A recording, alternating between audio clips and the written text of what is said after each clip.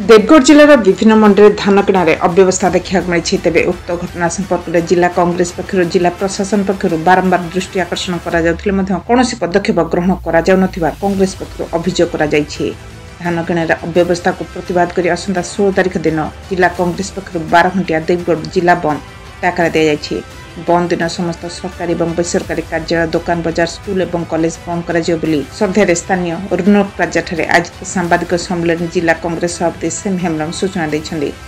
अभियोग अनुसार गत डिसेम्बर मास 15 जिले में धान किणा आरंभ होता। चलित वर्ष धान बिक्री जिले में 19,077 जन चाषी पंजीकृत करते। जिले में विभिन्न मंडी में मिलर्स मान मनमानी जो चाषी मान क्रय कर धान ठीक समय मंडी उठी न पारि मंडी में पड़ रही। मंडी ठीक समय धान उठुन चाषी मैंने उपयुक्त समय धान बिक्री कर असुविधार सम्मुखीन होती। अन्यपटे ठीक समय जिलार टैक्स टार्गेट ठीक समय आसन जो चाषी मैंने 20 दिन विलंब धान बिक्री कर कांग्रेस पक्ष अभियोग कर धान मंडी मिलर्स मैंने कटनी छटनी करुवा बेले 25 क्विंटाल अधिक धान चाषी मैंने बिक्री करते। मंडी को धान आने मिलर्स मैंने बाध्य कर जिला कांग्रेस सभापति प्रकाश कर जिला प्रशासन चाषी मान दुख बुझी ना बेले आगामी दिन में सरकारी कार्यक्रम कांग्रेस पक्ष विरोध कर चेतावनी दी जाए। उक्त सांबादिक सम्मेलन अन्य मध्य कांग्रेस उपसभापति मंजुला नायक, महिला कांग्रेस सभानेत्री लीता आचार्य, नगर कांग्रेस सभापति रेवती मोहन पट्टनायक, युव कांग्रेस सभापति सलमान हेनेज, छात्र कांग्रेस सभापति आनंद कोला, रियामल ब्लॉक सभापति सुशांत स्वयं प्रमुख उपस्थित रहते। देखो आज सांबादिक सम्मेलन करने मुख्य उद्देश्य हूँ देवगढ़ जिलार धान मंडी रे घोर अव्यवस्था देखा देछि।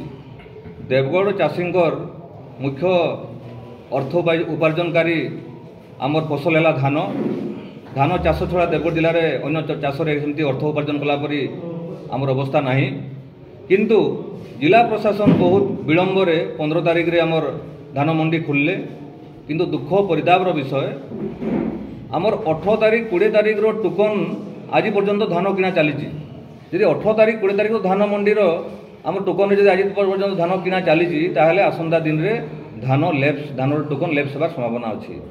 आउ मिलर्स मान को अधिकार किए देला कि 3.5 किलो रु 10 किलो पर्यंत धान काटवार पई अधिकार किए देला। नियम अच्छी धान धान धान किनाटा मिलर्स 3 दिन भीतर धान उठेबा कथा से एग्रीमेंट करिछि। किंतु 20 दिन 15 दिन हेलानी धान उठी पारु नहीं। चाषी मानकर प्रति बहुत बड़ अत्याचार अन्याय होची। चाषी प्रति शोषण होची। सेथिबाई आसंता जनवरी 16 तारिख दिन चाषी प्रति जो अन्याय अत्याचार होची तार प्रतिवाद रे जिला कांग्रेस कमिटी पक्षर देवगढ़ जिला को 12 घंटिया आम बंद करुचु।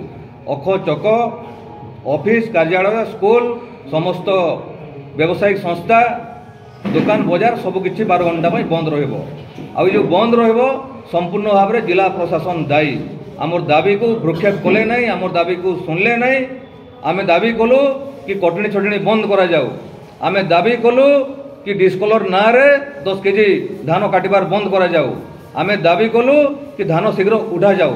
किंतु जिला प्रशासन आम सहित आलोचना कले नहीं, आमर दाबी को सुनले नहीं। से आमे चाषी को सहायता देवाई चाषी सबुठ बड़ स्वार्थ को देखिकी आमे 12 घंटिया बंद पाई देवगढ़ जिलावासी को आह्वान करुचु। आ समस्त चाषी को समस्त जिलावासी को आम अनुरोध करुचु कि 12 घंटिया जिला को समर्थन करंतु और चाषी को समर्थन करंतु और जिला कांग्रेस कमिटी को समर्थन करंतु।